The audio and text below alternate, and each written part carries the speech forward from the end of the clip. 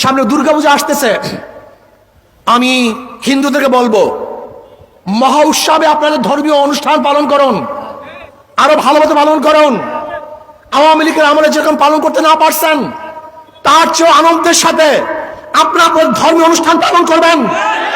যদি প্রয়োজন হয় আমরা আপনাদেরকে ছায়ার মতো রাখবো, আপনাদেরকে আমরা সাহায্য করব, সহযোগিতা করব।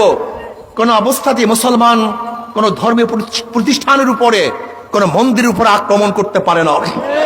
আমি চাই বাংলাদেশে আগামীতে হিন্দুদের ধর্মীয় উৎসব পালিত হবে, যেখানে সমস্ত মুসলমান সজাগ থাকবে যেন কেউ কোনো অবস্থাতেই তাদের উপরে আক্রমণ করতে না পারে। কিন্তু মনে রাখতে হবে ধর্মীয় অনুষ্ঠান হিন্দুদের, উৎসব কিন্তু সবার না। যাদের ধর্ম, যাদের উৎসব, তাদের উৎসব, তাদেরই আনন্দ, অন্য করে এখানে আনন্দ হতে পারে না। এটা মনে রাখতে হবে। আমরা খলত মলত করি, গড়িয়ে ফেলি, এটা ভুল। আমরা কি বলি ধর্ম যার যার উৎসব সবার, এটা ভুল মেসেজ, এটা ভুল থিওরি, এটা ভুল দর্শন। ধর্ম যার যার, উৎসব তার তার, ধর্ম যার যার, উৎসব সবার, এটা ভুল।